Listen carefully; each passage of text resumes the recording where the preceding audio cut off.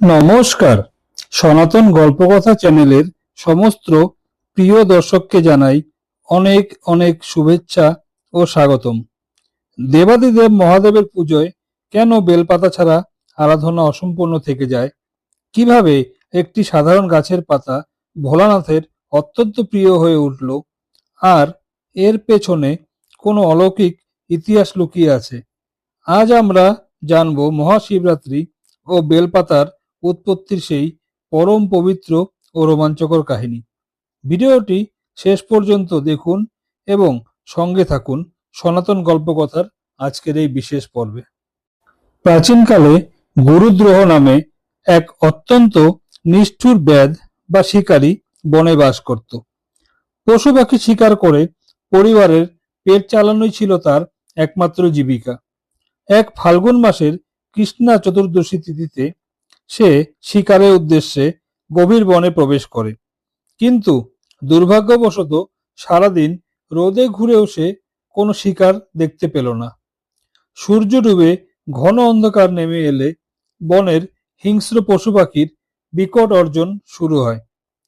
প্রাণের ভয়ে এবং পরিবারের অনাহারে চিন্তায় দিশেহারা হয়ে ব্যাধ নিজের আত্মরক্ষার জন্য একটি উঁচু গাছের ডালে গিয়ে আশ্রয় নেয়। শিকারী জানত না যে সেটি একটি পবিত্র বেল গাছ। সারাদিন কিছু না খেতে পাওয়ায় ব্যাধের পেট ছিল সম্পূর্ণ খালি। অনাহার এবং পরিবারের চিন্তায় তার চোখে বিন্দুমাত্র ঘুম ছিল না। তদুপরি ডালে বসে ঘুমিয়ে পড়লে গাছ থেকে নিচে পড়ে গিয়ে পশুর পেটে যেতে হবে, এই ভয়ে সে নিজেকে জাগিয়ে রাখার একটি পথ বের করে। সে গাছের একটা একটা করে পাতা ছিঁড়ে নিচে ফেলতে শুরু করে। অলৌকিকভাবে সেই বেল গাছের একদম গোড়ায় একটি প্রাকৃতিক অনাদি শিবলিঙ্গ প্রতিষ্ঠিত ছিল।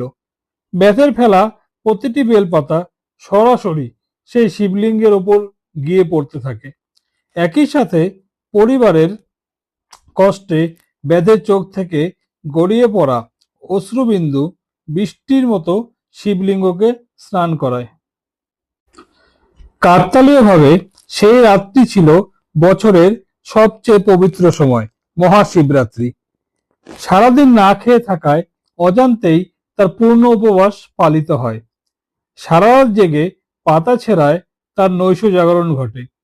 বেলপাতা ও চোখের জল ফেলার মাধ্যমে শিবলিঙ্গে বিল্বপত্র ও জল অভিষিক্ত হয়। কোনো মন্ত্র, ভক্তি বা শাস্ত্রীয় জ্ঞান ছাড়াই কেবল পরিস্থিতিতে পড়ে করা এই কাজের ফলে ভোলানাথ ব্যাধের প্রতি চরম প্রসন্ন হন। মহাদেব তার এই অনিচ্ছাকৃত কিন্তু নিখুঁত নিবেদন গ্রহণ করেন।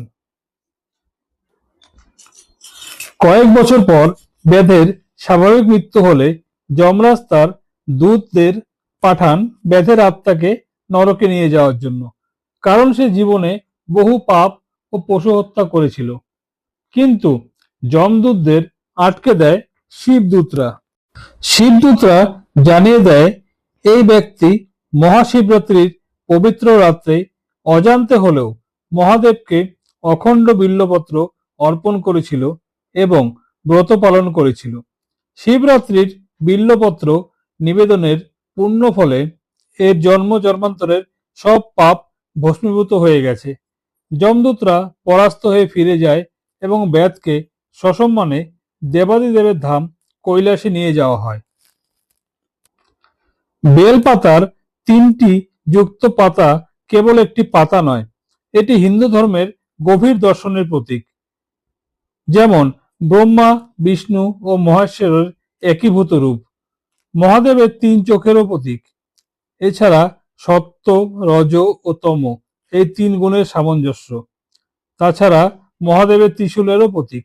শাস্ত্র অনুযায়ী একটি অখণ্ড ও দাগহীন বেলপাতা মহাদেবের চরণে অর্পণ করলে হাজারো ফুল অর্পণের চেয়ে বেশি পুণ্য লাভ হয়।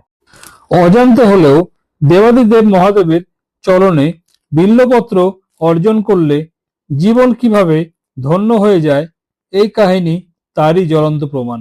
আশা করি আজকের এই ঘটনাটি আপনাদের হৃদয়ে ভক্তি ও শান্তির পরশ বুলিয়ে দিয়েছে। কেমন লাগলো আজকের গল্পটি কমেন্ট করে জানাতে ভুলবেন না। সনাতন ধর্মের এমন অজানা ও পৌরাণিক তথ্য জানতে সনাতন গল্পকথা চ্যানেলটি এখনই সাবস্ক্রাইব করে বেল আইকনটি প্রেস করে রাখুন। সবাই ভালো থাকুন, সুস্থ থাকুন। হর হর মহাদেব।